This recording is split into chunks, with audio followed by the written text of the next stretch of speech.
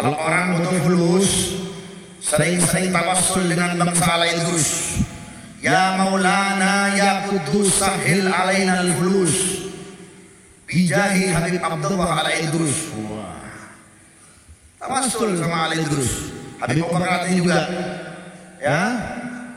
Mereka itu tawassul seperti itu dipakai doa. Kalau orangnya nggak ngerti, dibilang apa? Syirik. Oh, kok yang jaluk kayak ini? Syirik ini, loh itu syirik itu tidak paham. Ya, ini tawassul dengan orang soleh. Kalau kita doa langsung dikabul, tapi pending, lemot, ya, lelet. Jaringannya apa? Lelet. Karena kenapa? Dosanya banyak. Tapi kalau kita tawassul dengan orang soleh, menyebut nama orang soleh, maka doa kita insya Allah tembus 7 lapis langit. Assalamualaikum warahmatullahi wabarakatuh. Alhamdulillah wassalatu wassalamu ala rasulillah wa ala alihi wa sahbihi wa man walah. Wa la hawla wa la quwwata illa billahi amma ba'du. Baik teman-teman semuanya, rahimani wa rahimakumullah. Lagi-lagi kita dikagetkan dengan ajaran dari klan Ba'alawi. Sekarang datanya dari Habib Idrus Al-Idrus. Dia mengajarkan tawassul yang tidak pernah diajarkan oleh Rasul Sallallahu Alaihi Wasallam. Tawassul yang bertentangan dengan banyak dalil. Ya, kata beliau bahwa kalau pingin fulus, ya pingin fulus, pingin lancar uangnya mulus katanya, maka bertawassulah di kuburannya Al-Idrus, keluarganya Al-Idrus. Jadi beliau ini teman-teman kan dia dari marga Al-Idrus.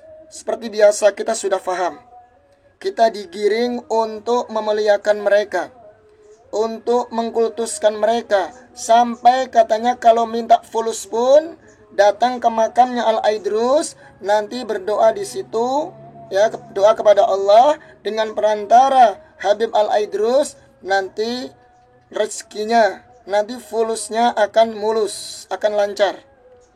Ini teman-teman judulnya, Tawassul Al-Idrus agar duit mulus, kata dia gitu. Na'udzubillahi min dzalik, teman-teman. Teman-teman semuanya rahimani wa rahimakumullah.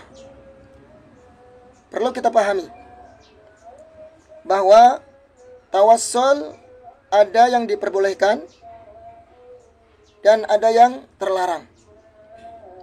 Tawassul menjadikan perantara ketika kita berdoa kepada Allah Subhanahu wa taala, di antara yang diperbolehkan bahkan dianjurkan, yaitu bertawassul dengan Asmaul Husna. Allah berfirman, "Falillahil asmaul husna fad'uuhu biha." Maka Allah memiliki nama-nama yang indah, maka berdoalah dengan nama tersebut. Ini tawassul yang diperbolehkan dan diperintahkan dalam Islam. Seperti kita minta rezeki, panggil nama Allah, ya Allah ya Ar-Razzaq, urzuqna. Ya Allah ya Ar-Rahman, irhamna. Begitu teman-teman. Ini tawassul dengan Asmaul Husna. Ya. Kemudian yang selanjutnya tawassul yang diperbolehkan adalah tawassul dengan amal soleh. Sebagaimana kisah dari 3 orang yang terjebak dalam goa, yang mereka bertawassul yang pertama dengan berbakti dia kepada kedua orang tuanya. Yang kedua, bertawassul dengan meninggalkan perbuatan zina atau maksiat. Yang ketiga, orang yang ketiga bertawassul dengan amanah, ya, kepada pekerjanya, sehingga Allah Subhanahu wa taala akhirnya membukakan pintu goa tersebut. Kemudian yang ketiga teman-teman ya, yaitu bertawassul dengan kalimat tauhid, sebagaimana doa dari Nabi Yunus alaihi salam ketika ditelan ikan paus. Dalam surat Al-Anbiya Allah kisahkan, "Wa dhannuni idh dhahaba mughadiban fadhanna an lan naqdira alaihi fanada fi dhulumati alla ilaha illa anta subhanak la ilaha illa anta subhanaka inni kuntu minadh dhalimin. Lihat Nabi Yunus alaihi salam ketika Wadannun, itu Nabi Yunus alaihi salam, tatkala dia ditelan ikan paus, fanada fidh dhulumat, dia memanggil Allah Subhanahu wa ta'ala dalam kegelapan. Maksudnya di dalam ikan paus, dalam perut ikan paus. Apa yang dia ucapkan, teman-teman? Apakah yang dia ucapkan selain Allah? Tidak. Fanada fidh dhulumati la ilaha illa anta. Dia mengucapkan kalimat tauhid, teman-teman. Jadi bertawassul dengan kalimat tauhid la ilaha illallah subhanaka inni kuntu minadh dhalimin. Maha suci Engkau wahai Allah, sungguh aku termasuk orang-orang yang zalim. Maka Allah kabulkan doa Nabi Yunus alaihi salam. Fastajabna lahu wa najjaynahu minal gham wa kadzalika nunjil mu'minin. Maka kami kabulkan permintaan Nabi Yunus alaihi salam dan kami selamatkan dia dari kegelapan, dari kesedihan. Lihat teman-teman, ya, ini tawassul yang ketiga apa itu dengan kalimat tauhid la ilaha illallah. Kemudian di antara tawassul yang disyariatkan dalam hadis Al-Quran yaitu tawassul dengan keimanan. Kita mungkin masih ingat dalam surat Al-Imran ayat yang terakhir, Rabbana amanna faghfir lana dunubana wa kaffir anna sayyiatina wa tawaffana ma'al abrar. Rabbana amanna, ya Allah, karena kami beriman kepadamu. Lihat, bertawassul dengan keimanan. Ya Allah, karena keimanan kami di lubuk hati yang paling dalam kepadamu, ya Allah, faghfir lana, maka ampunilah dosa-dosa kami. Hapuslah kesalahan-kesalahan kami dan wafatkan kami bersama orang-orang yang beriman, orang-orang yang berbuat kebaikan. Lihat, tawassul dengan keimanan yang keempat. Kemudian yang kelima, teman-teman, yang berdasarkan dalil, ya, bertawassul dengan orang soleh yang masih hidup. Lihat, kita kasih catatan, ya, orang soleh yang benar-benar soleh, yang dia di atas sunnah, menjalankan sholat 5 waktu, orang yang punya takut kepada Allah Subhanahu wa ta'ala, yang menjalankan sunnah Rasul Sallallahu Alaihi Wasallam, bukan sembarang soleh, tapi kesolehannya benar-benar terbukti di atas sunnah Nabi alaihi salatu wassalam. Kita boleh bertawassul, minta doa kepada orang soleh. Ya, silahkan. Selamat benar-benar dia orang soleh. Minta doakan agar dia mendoakan kita. Tapi syaratnya, teman-teman, harus ayyakuna hayyan, dia masih hidup. Yang kedua, ayyakuna hadiran, dia hadir, ada di hadapannya.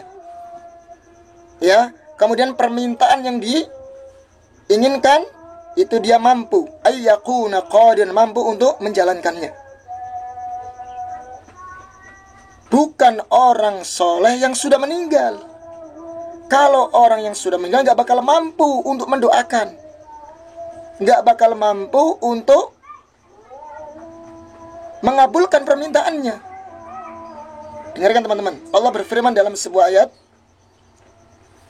in tad'uuhum la yasma'u du'aakum walau sami'u mastajabu lakum wa yawmal qiyamati yakfuruna bisyirkikum wa la yunabbi'uka mithlu khabir. Jika kalian berdoa kepada mereka, orang-orang yang sudah meninggal, la yasma'u du'aakum, mereka enggak bakal mendengar doa kalian. Walau sami'u, seandainya mereka mendengar, mastajabu lakum, mereka enggak bakal akan mengabulkan doa-doa kalian. Wa yaumal qiyamati yakfuruna bisyirkikum, pada hari kiamat mereka telah kufur karena perbuatan syirik mereka kepada Allah. wala yunabbi'uka mislu khabir, dan tidak ada yang bisa memberitahukan ini melainkan Zat yang Maha Tahu, yaitu Allah Subhanahu wa Ta'ala. Baik teman-teman, kita akan dengarkan bagaimana doktrin ajaran yang menyimpang dari kalangan Ba'lawi ini. Lihat teman-teman, sungguh sangat miris. Ya, kita sebagai seorang muslim harus saling memberikan nasihat ya. Dengerin.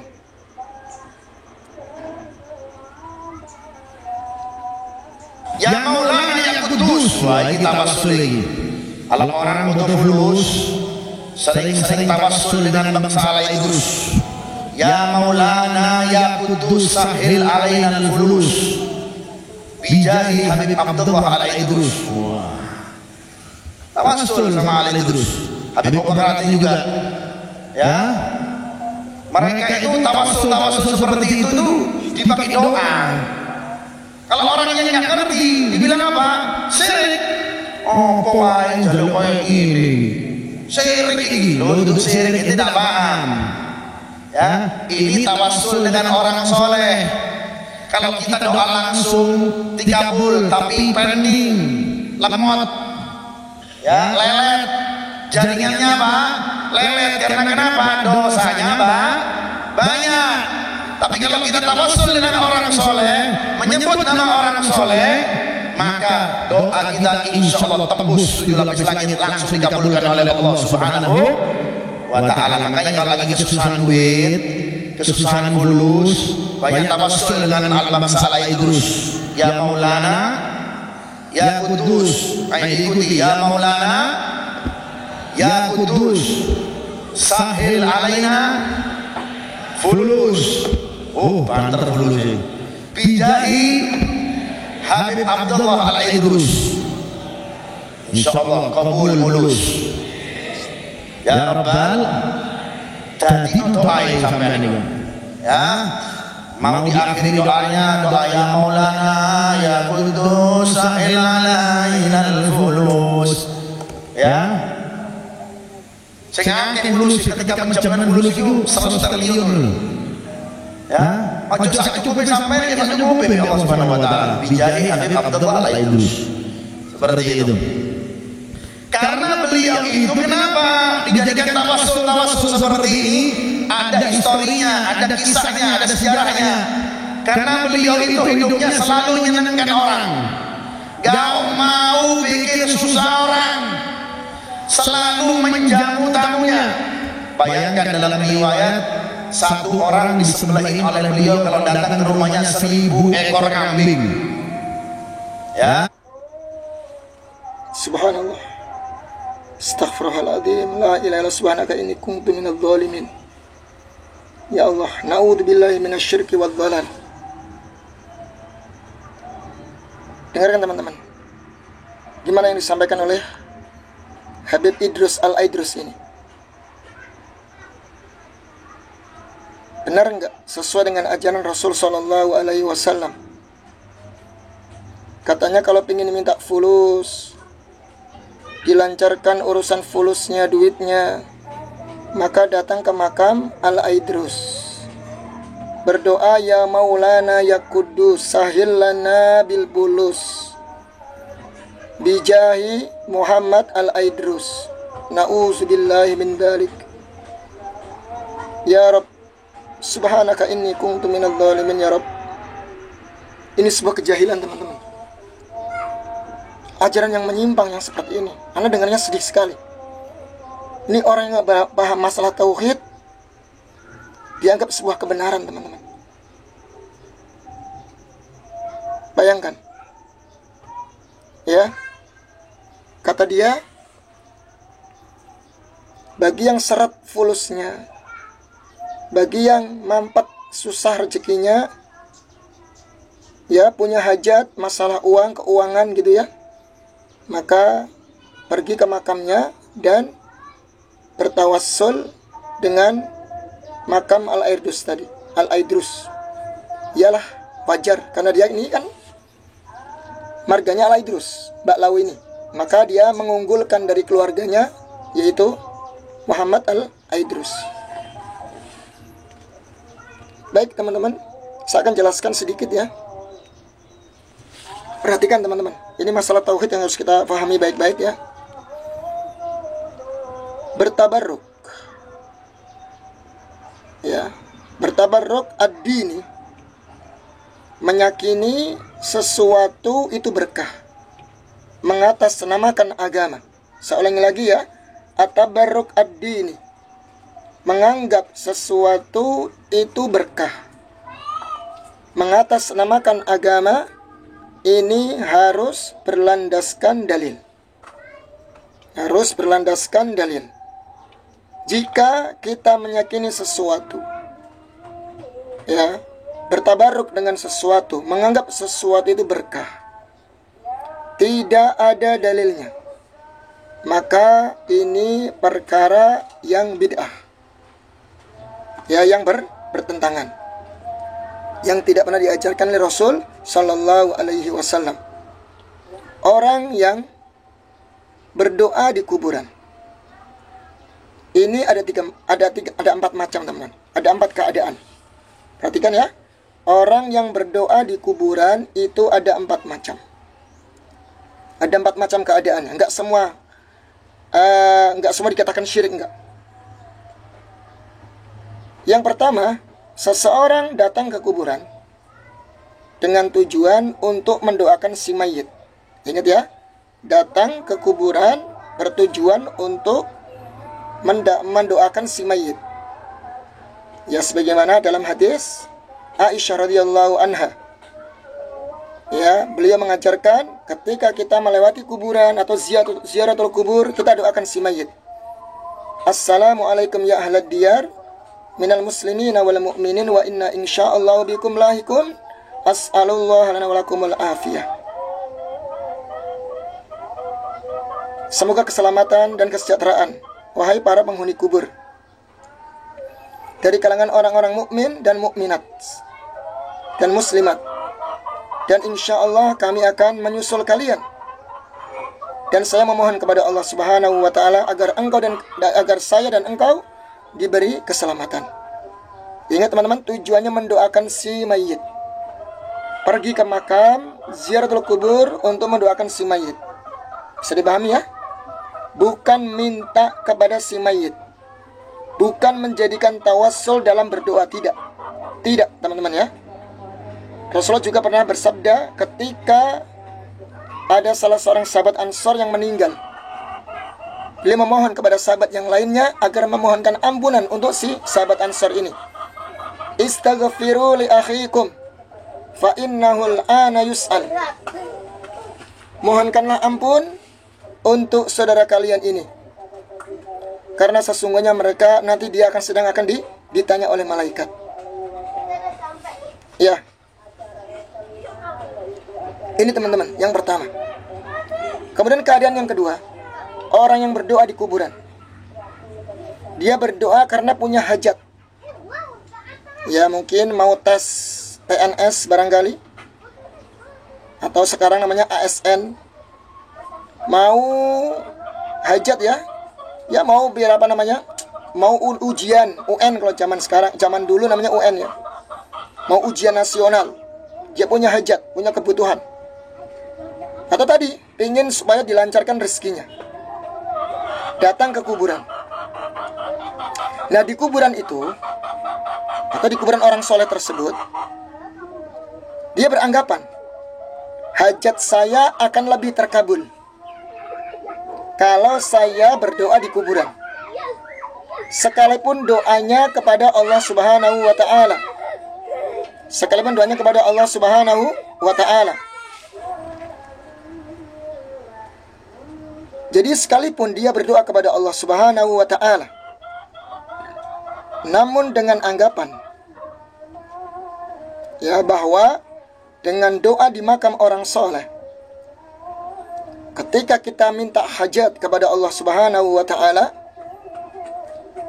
maka ini perbuatan bid'ah, perbuatan yang tidak pernah diajarkan oleh Rasul Sallallahu Alaihi Wasallam. Karena dia menganggap tempat itu berkah, mustajabnya doa, dengan anggapan atau keyakinan yang tidak pernah ada dalilnya dari Rasul Shallallahu Alaihi Wasallam. Rasul nggak pernah mengajarkan kalau berdoa di kuburan itu lebih mustajab. Paham sampai sini ya? Jadi yang pertama tadi kan tujuannya untuk mendoakan si mayit, maka ini dianjurkan. Dianjurkan setiap muslim wajib mendoakan sekalipun kepada orang yang sudah meninggal. Yang kedua, dia berdoa kepada Allah tapi tempatnya di kuburan, dengan anggapan di tempat kuburan tersebut lebih mustajab. Berarti dia meyakini tempat itu lebih berkah, lebih mustajab, ya. Berdoa itu lebih mustajab, lebih diterima di sisi Allah jika di kuburan. Nah, keyakinan seperti ini namanya keyakinan bid'ah. Paham ya? Sampai sini. Jadi belum sampai syirik ini, belum sampai syirik. Baik, yang ketiga. Keadaan yang ketiga, yaitu dia berdoa kepada Allah Subhanahu wa Ta'ala di kuburan. Ingat, dia datang ke kuburan, berdoanya kepada Allah Subhanahu wa Ta'ala, kemudian menjadikan kuburan orang wali tersebut sebagai perantara. Ingat teman-teman ya, agak beda di sini. Dia juga minta berdoa kepada Allah Subhanahu wa Ta'ala dan juga minta kepada penghuni kubur. Dia minta juga kepada makam si wali tersebut atau orang soleh tersebut, ya, dengan perantara, bertawasul dengannya agar Allah menyampaikan hajat-hajatnya. Perhatikan, berdoa di kuburan, ya, dia punya hajat dan datang ke kuburan. Kemudian dia berdoa kepada Allah Subhanahu wa Ta'ala, juga berdoa kepada orang soleh tersebut, minta kepada orang soleh tersebut agar menyampaikan hajatnya kepada Allah. Ini perbuatan orang-orang musyrikin terdahulu. Perhatikan surat Az-Zumar ayat ketiga yang sering saya sampaikan. Walladzina attakhadhu min duni awliya ma na'buduhum illa liyuqarribuna ilallahi zulfa innallaha yahkumu bainahum fima hum fihi yakhtalifun innallaha la yahdi man huwa kadhibun kaffar. Dan orang-orang yang menjadikan sesembahan dari selain Allah, ketika mereka berdoa kepada orang-orang soleh tersebut, para wali-wali tersebut, mereka beralasan, mana buduhum, kami tidak beribadah kepada mereka, kami tidak menyembah mereka. Oke, tidak beribadah kepada mereka, tapi apa? Liyuqarribuna ilallahi zulfa, karena kami hanya berkeyakinan agar orang-orang soleh ini, ya, katanya keberkahan orang-orang soleh ini, kemuliaan orang-orang soleh ini yang nanti akan mendekatkan kami kepada Allah Azza wa Jalla dengan sedekat-dekatnya. Lihat, Allah Subhanahu wa Ta'ala mengatakan di ayat selanjutnya, innallaha yahkumu bainahum fima hum fihi yakhtalifun. Allah akan menghukumi, memutuskan hukum dari apa yang mereka perselisihkan. Dan Allah tidak akan memberikan petunjuk kepada orang yang pendusta, kafar, yang sangat kufur. Tidak ada kekufuran yang lebih besar melainkan dari kesyirikan. Ingat teman-teman ya. Jadi berdoa di kuburan orang soleh, ya, walaupun dia berdoanya kepada Allah Subhanahu wa Ta'ala dan menjadikan orang soleh tersebut dengan perantara, dia minta juga kepada orang soleh tersebut agar orang soleh tersebut menghubungkan, menyampaikan hajatnya kepada Allah. Karena katanya kalau lewat orang soleh itu lebih mustajab. Karena kita itu katanya pendosa. Kita itu katanya kan pendosa, nggak mungkin, nggak gampang, nggak cepat dikabulkan. Doanya akan dipending dulu katanya. Lihat teman-teman, ini fatalnya orang-orang yang melakukan kesyirikan. Dia beranggapan kalau Allah itu butuh dengan perantaranya, dengan orang-orang soleh. Artinya hamba tidak mungkin dikabulkan doanya, dan tidak akan dikabulkan, bahkan telat doanya, kalau tidak lewat perantara orang-orang soleh. Ini tanakus, melecehkan hanya Allah Subhanahu wa ta'ala. Seolah-olah Allah itu tidak mau mengabulkan doanya, enggan mengabulkan doanya kalau tidak melewati perantara-perantaranya dari kalangan orang-orang soleh. Na'udzubillah. Ini anggapan yang sangat fatal, yang batil, bisa merusak tauhid. Seolah dia menganggap Allah itu butuh dengan hambanya, butuh dengan orang soleh. Kalau tanpa orang soleh, Allah nggak akan kabulkan doanya. La haula wala quwwata illa billah. Sedih teman-teman. Dan kenyataannya teman-teman, orang yang menjadikan perantara orang soleh sebagai bentuk berdoa kepada Allah Subhanahu wa ta'ala, nanti hatinya ta'alluqul qalb, ketergantungan hatinya merendahkan, bukan lagi kepada Allah, tapi kepada perantaranya tadi. Merengek-rengeknya kepada siapa? Perantaranya tersebut. Minta agar dia menyampaikan hajatnya kepada Allah Subhanahu wa ta'ala. Ini perbuatan orang-orang musyrikin zaman dahulu.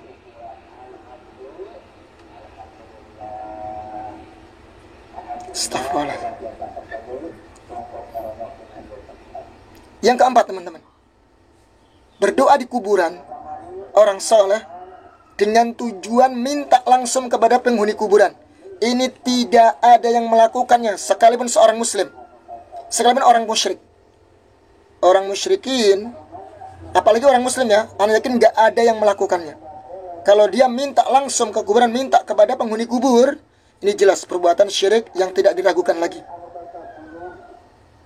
Teman-teman rahimani wa rahimakumullah, sungguh besar, sungguh dahsyat ancaman orang yang melakukan kesyirikan.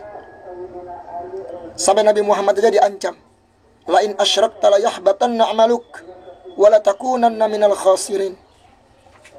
Wahai Muhammad, jika engkau melakukan kesyirikan sekali saja, maka sungguh akan terhapus seluruh amalanmu dan engkau termasuk orang-orang yang merugi. Lihat Rasulullah SAW aja, kalau seandainya dia melakukan kesyirikan, maka akan terhapus amalannya. Lantas bagaimana kita? Maka jangan dianggap dosa remeh. Dosa syirik itu jangan dianggap remeh. Perbuatan syirik jika mengotori ibadah kita, maka akan merusak, akan membatalkan seluruh amalan yang kita kerjakan. Nauzubillah. Maka hati-hati teman-teman ya dengan perbuatan syirik. Kalau masalah tohara, masalah salat berhadas, kita semua sepakat. Bahkan orang awam pun sepakat, insya Allah akan batal salat tersebut. Namun sangat jarang sekali yang tahu jika perbuatan syirik itu membatalkan amal soleh yang kita kerjakan. Maka semoga yang singkat ini teman-teman bisa bermanfaat untuk kita semuanya. Semoga Allah Subhanahu wa ta'ala menjauhkan kita dari dosa syirik yang kita sadari dan yang tidak kita sadari. Allahumma inna na'udzubika an usyrika bika syai'an na'lam wa astaghfiruka bima la na'lam. Ya Allah, saya berlindung kepadamu dari menyekutukanmu sedikit pun dan kami sadari, dan saya berlindung kepadamu ya Allah dari menyekutukanmu yang kami tidak sadari. Billahi taufiq wal hidayah. Wassalamualaikum warahmatullahi wabarakatuh.